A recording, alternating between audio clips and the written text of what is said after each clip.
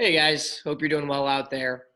Yesterday, we looked at the tactics that Southerners, white Southerners, used to try to maintain power and control in the South. So these were things that they did to basically not allow African Americans to access their rights, to keep them from, gaining more power.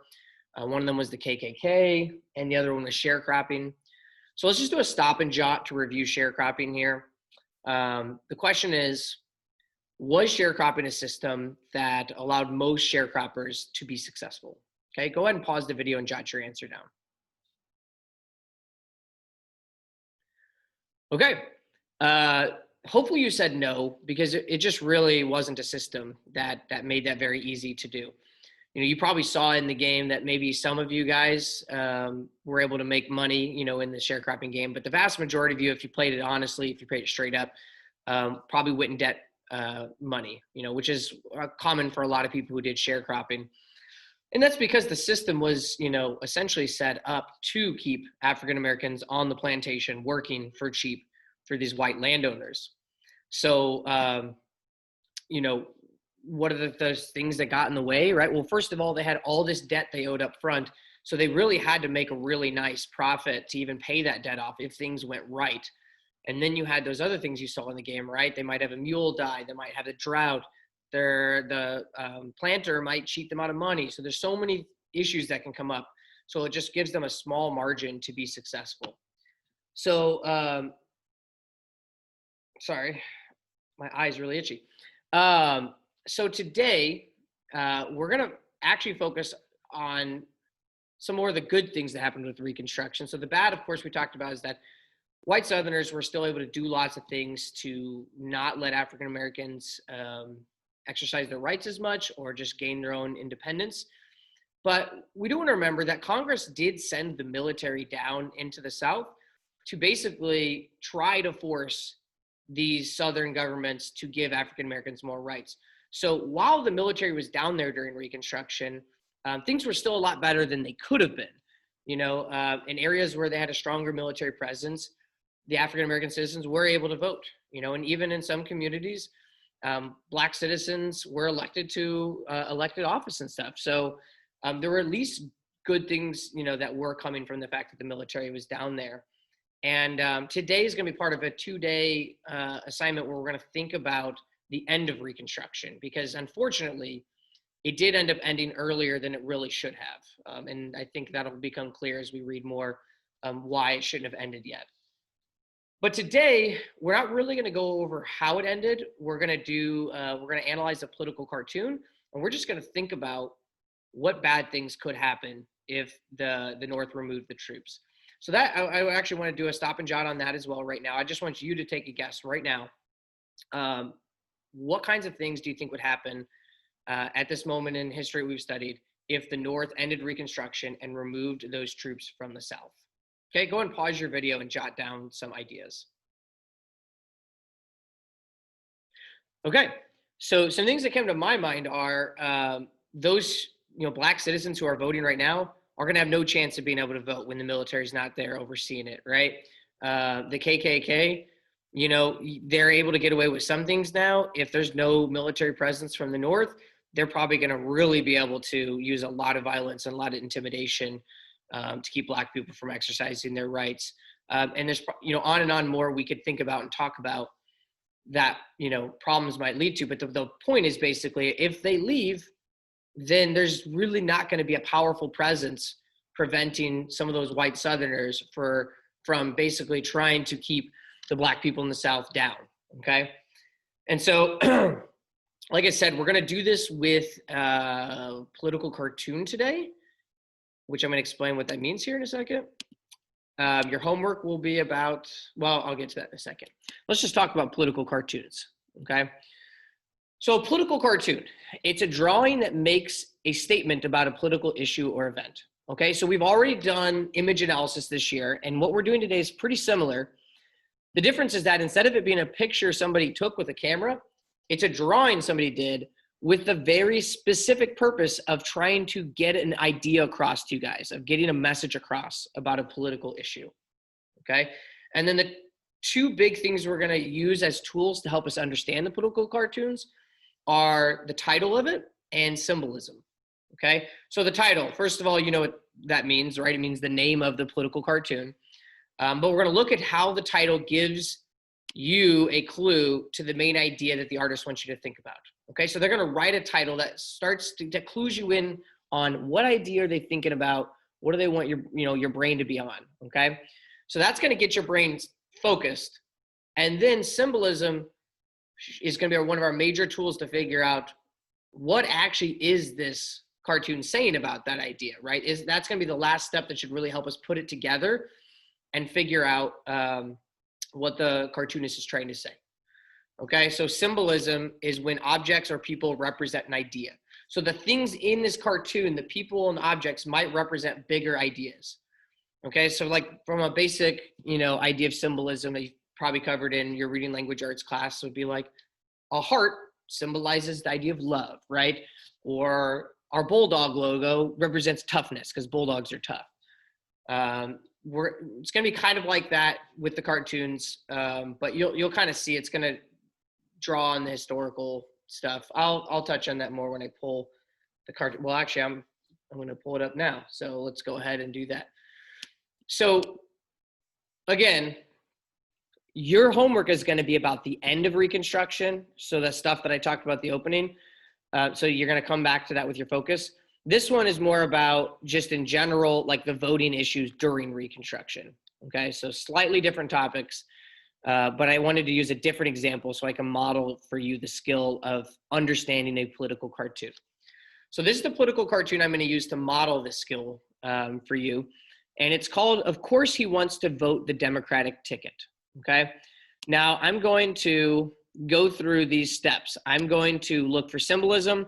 I'm going to look to see what the title starts making me think about. And then by the end, I'm going to put it all together into a main idea and explain why I think that's the main idea of the cartoon. Okay, so let's take a look at the details. So the most notable details here is that you've got two white men holding guns up to this black man's head, and he's got a ballot, voting ballot in his hand. So let's just start with the symbolism of the two white guys. We know that they're white guys. We know what they're doing.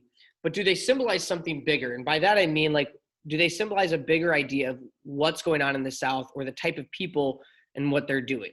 Okay, so let's actually do a stop and jot. I want to see what you can come up with. Go ahead and pause the video and jot down your notebook. What do those two white fellows in the cartoon represent? Okay, now I'll show you what I think. Again, I have to think about the historical context here and how I know that a lot of white Southerners prevented or intimidated black people from either voting at all or from voting who they wanted to vote for. And since in this picture, these two white guys are holding a gun to his head as he's trying to vote, I think that they're probably, that's the wrong spot. They're probably symbolizing that larger issue. So I'm going to put the two white men in the cartoon symbolize white Southerners who used violence to intimidate black citizens. Okay, so that's all it is. I want to make sure that's really clear. Symbolism just means look at those specific people in the cartoon and think of like the bigger idea they represent. And they're representing the fact that this is happening all over the South with lots of white people and lots of black people. And they're representing the types of people who are going around and trying to intimidate black citizens from using their rights. Okay, so then what does the black man in this picture represent? Pretty straightforward. He then represents black citizens in the South who want to vote, right? And who are being intimidated from voting the way that they would like to. So that's where I'll put this cartoon.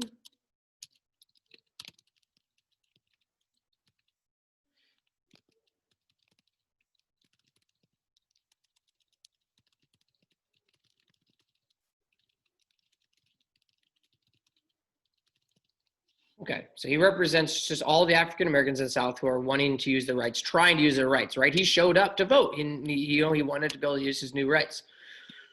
Now, normally I would look at the title first, but I flipped it this time because I think it's actually a little bit more helpful to look at the symbols first and then talk about the title. But again, the title is, of course, he wants to vote the Democratic ticket. Okay. Now, I know from stuff we've studied so far that the Democratic ticket was typically, you know, the party of white Southerners at this time, right? That was Andrew Johnson's party.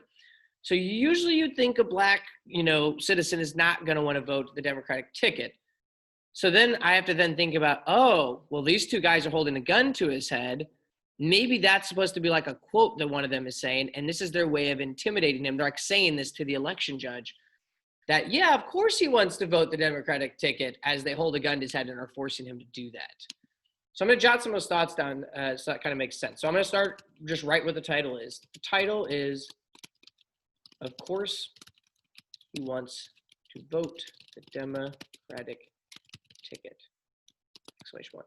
So I'm going to say, I know that most black citizens at this time voted Republican. So since these white men are holding a gun to his head, I assume that this is a quote that one of them is saying because they're intimidating him into voting for the Democratic candidate. A little wordy there, but I think it gets the point across. So again, I said the title is, of course, he wants to vote the Democratic ticket. I know that most black citizens at this time voted Republican. So since these white men are holding a gun to his head, I assume that this is a quote that one of them is saying because they're intimidating him into voting for the Democratic candidate. Okay, so now if I do that, and if I do that thoughtfully, I should be able to put all this together and have a good, clear sense for what this artist is trying to say, right? So again, if we're seeing an example of white men intimidating a black man from being able to vote for the candidate he wants to, okay, and I know that the title gives me a clear sense that that is the focus, I just have to put that into a main idea sentence. What does this political cartoonist want us to understand about Reconstruction? Okay, let's go ahead and just do one more stop and jot. Go ahead and pause this video and jot down what you think the main idea is that this artist wants us to understand. Okay, I will go ahead and share with you what I came up with. I don't know why the font just dropped down again. We'll just do that. The main, it's a little bit bigger. Sorry, I'm gonna change this just real quick. It's bothering me. Main idea of, holy smokes. Okay, of this cartoon is that say many white Southerners used violence to intimidate black citizens into voting for the candidates that they wanted them to vote for. And you'll see on the assignment sheet for today's assignment that it says why. So you have to explain like why. So just all the thinking you did up front, right here, these two things, you just need to kind of boil down into a couple sentences to explain. So I said, I know this because two men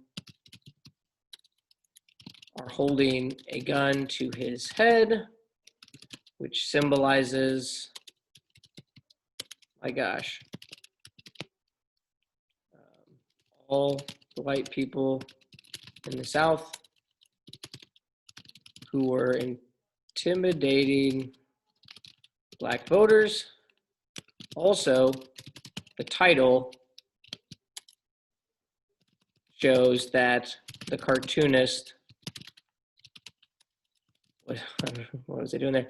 That the cartoonist wants us to be thinking about the impact this has on voting at the time.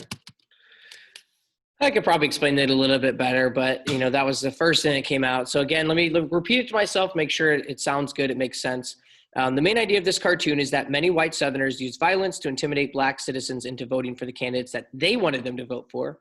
I know this, so this is my why, because the two men are holding a gun to his head, which symbolizes all the white people in the South who were intimidating black voters. Also, the title shows that the cartoonist wants us to be thinking about the impact this has on voting at the time. I think that's good enough for now. I would maybe do another draft if I had more time, but I don't want to take up too much more of your time. So, and notice how I drew on the things I came up with for symbolism and the stuff I came up with for the title when I gave my answer, okay? So you're going to do that with a different cartoon here, which is on this sheet. And this is more about the end of Reconstruction, right? When I asked you what's going to happen with the end of Reconstruction, this cartoon is wanting you to think about that, okay? It's called Shall We Call Home Our Troops, okay? You're going to look at that cartoon. You're going to think about what ideas the title gives you. You're going to identify the symbols, right? These three guys being the most important ones. You could always do the people in the back too. And what does each one represent? And then you need to put it all together into what is the main idea and be able to explain why. What do you see in the cartoon that makes you convinced that that's what the cartoonist wants you to believe? Okay, that's all I've got. Send me a message on Google Classroom if you have any questions. See you guys.